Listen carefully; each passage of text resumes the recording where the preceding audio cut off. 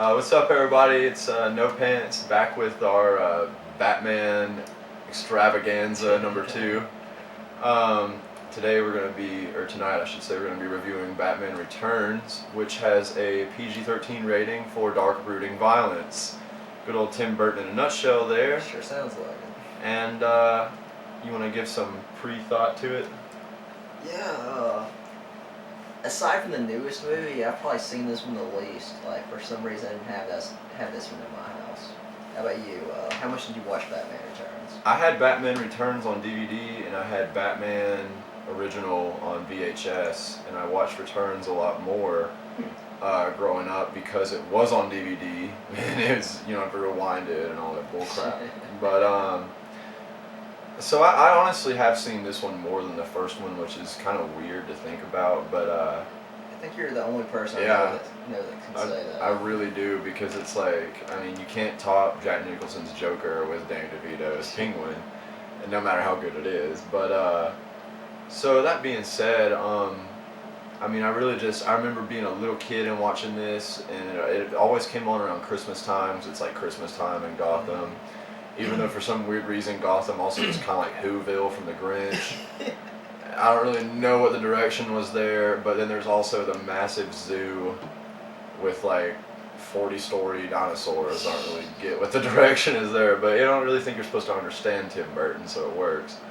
One thing though is even though it's a sequel to Batman, it's almost like a 180-degree shift in like terms of tone. I mean, it's still dark and ominous, but it's like Batman is this whole like wet night streets of Gotham kind of thing, and then Batman Returns is like snowy Whoville, like I said, and it's just so weird looking because I don't know, it's just a weird sequel, but it works. Yeah, I guess with the first 4, you really don't have to see them in any particular order. Yeah, you really don't. They're all kind of stand alone. But yeah, this one, I'm just going off memory here. I've not seen this one since maybe like 9th grade of high school. I just remember this one being darker than the first one, more like gothic looking, but also like more cartoony. Yeah, a little more zany. Yeah. One of my favorite scenes in it is when Pfeiffer has the Catwoman freak out episode, like when she turns into her and she comes in her apartment, like trashes the place, and like the sign says like hello there, and she breaks it where it says hell here, and like, it's just really cool. Yeah, her spray painting the dollhouse, that always stuck with me. Yeah, and like shoving her dolls down the drainage thing, whatever it's called, in the sink. And then I always thought Danny DeVito's like Penguin, the way he gets into the little penguin castle with like the massive floating rubber ducky, I always wanted that to be like a ride at Universal Studios. Yes. And it never has been, but I would like to see it happen, even though it'd be out of date. Like, they must have been going for that being a ride, or maybe that was like one of those little 10 cents outside of Walmart rides. Maybe they made those. Yeah. But then if you stop and think about that, it's really dark too, because does he want to kidnap all the children of Gotham, or does he want to kill all the children of Gotham? I forget, but it's because of how he was mistreated as a kid. I think he wants to kidnap him. Because if it's kill him, that's a very inappropriate, like, 10-cent ride. yeah, no doubt. So, obviously Danny DeVito and Michelle Pfeiffer are the 2 important cast additions, and Christopher Walken as Max Schreck. Which, I don't know why he's not on the cover. Yeah. I mean, it's Christopher Walken, dude. I feel like he was a bigger star than Danny DeVito. I mean, without Max Schreck, Danny DeVito would have never become, what's his political name? It's, why is this eluding me right now? It's his actual name, though. It's not the Penguin. Chester Cobblepot, or something like that. Cobblepot's part of it. Something Cobblepot. Yeah. But yeah, Christopher Walken's kind of like the corporate backing behind his political career, which that's another interesting thing I thought, was that they would try to make the villains come into politics with this one, because, you know, it's not really something that they've done since then with a Batman. I guess other than Harvey Dent, which really, he kind of starts and then goes bad. In the comics, they bring the mayor thing into play with the Penguin, but I think that actually comes in the movie. I think this is the first time they get introduced. And they wrote it into their story. And I feel like it was done better in the comics because, like, I don't. Maybe when we watch it, it'll make sense. I just don't really get how. This nasty deformed guy. I'm sure he's got a good sob story. He's short. He's got flipper hands. But how are you gonna, turn him into the mayor? Yeah, I remember there's that scene where like there's all these people in his campaign office, and he comes down the stairs, and they just start feeding him sardines or something, and they're all staring at him like, what the hell? And then Christopher Walken bribes him with that fish at one point. It's just funny, like humor in it, but.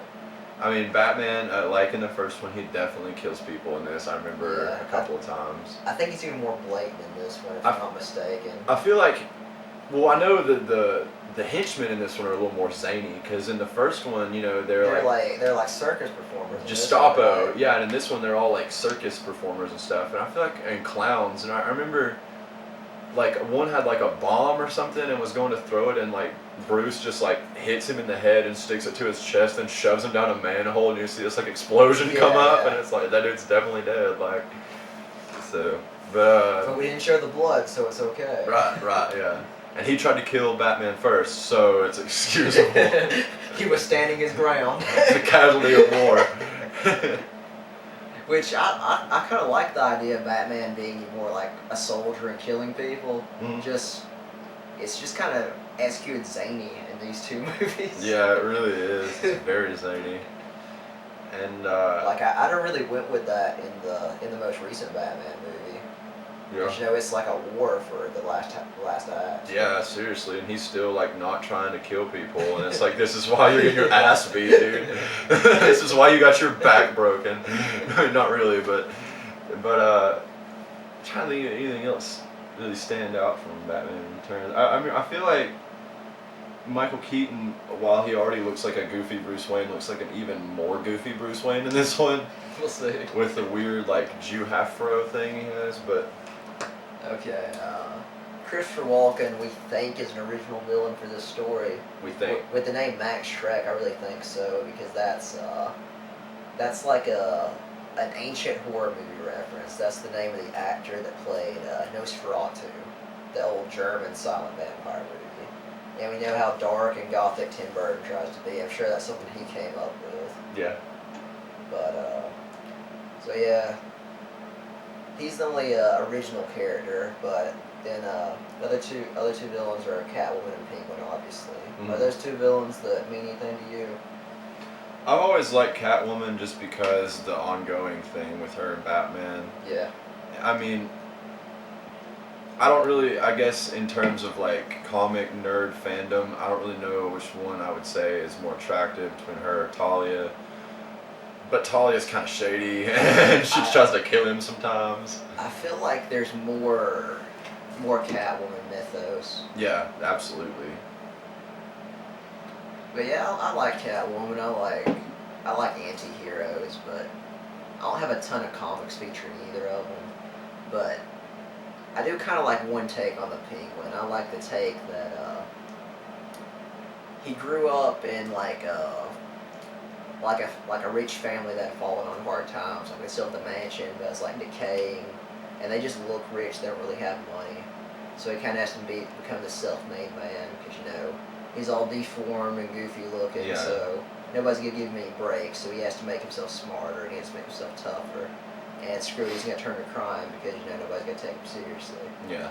And I always like the self-made man villains like. Like Lex Luthor and Superman, Superman's just born a god, and Lex Luthor has to pull himself up by his bootstraps. Yeah. So if not for the one fault, he'd be the better guy. Yeah. So with a Penguin, I see this, other than not having the right moral compass, he would be the better Bruce Wayne. Yeah, I can see that. Because Bruce Wayne just kind of was born into it. He had to pull himself up. Yeah, that's a really good point. And in this, he's just kind of a deformed monster man, so they don't really go for that at all. Who was thrown in a creek by his parents. So I prefer that take on the Penguin, which I think is the take they go with the least.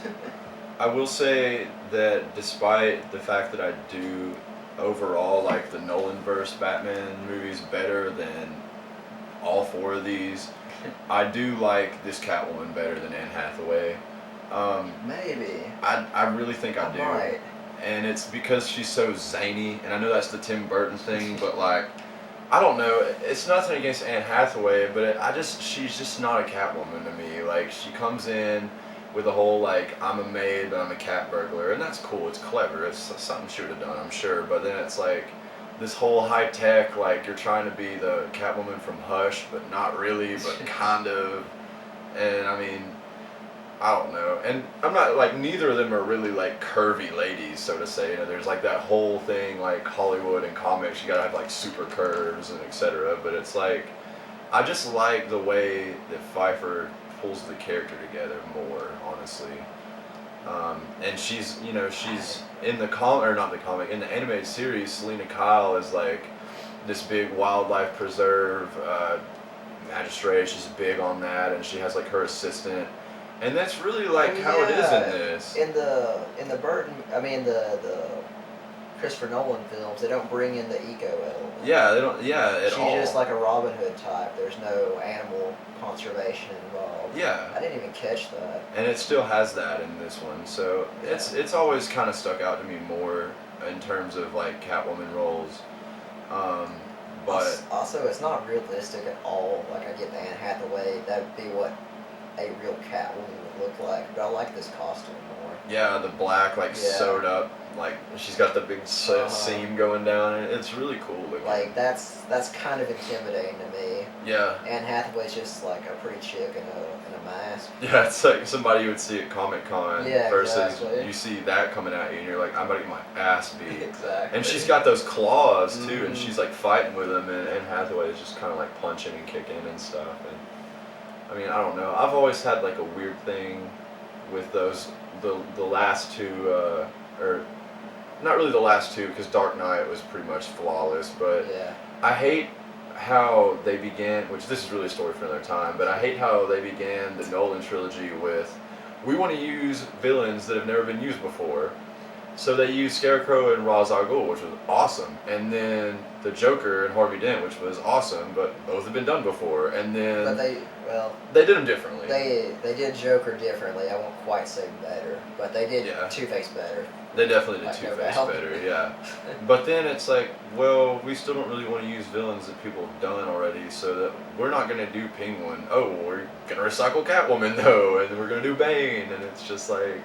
But like, how many stories do you think you can tell with the Penguin? Yeah, that's just very true. I think what I just said, like, that would only appeal to me.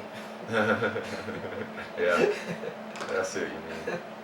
There's so many awesome villains out there. I wish they would incorporate like Deadshot and Clayface. Oh, absolutely, Clayface. Well, cartoon Clayface.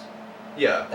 He's actually not like that in most of the Basil comics. Karlo. Yeah. Yeah. And that Clayface from the animated series is amazing. Yeah, I love that, where he was the actor that had the accent and all that. And they could do it with modern day CGI. I mean, I don't know why they don't think about these things. And I get the Nolan films, they were going for a more realistic universe, but they better use the Clayface in like the next run of movies.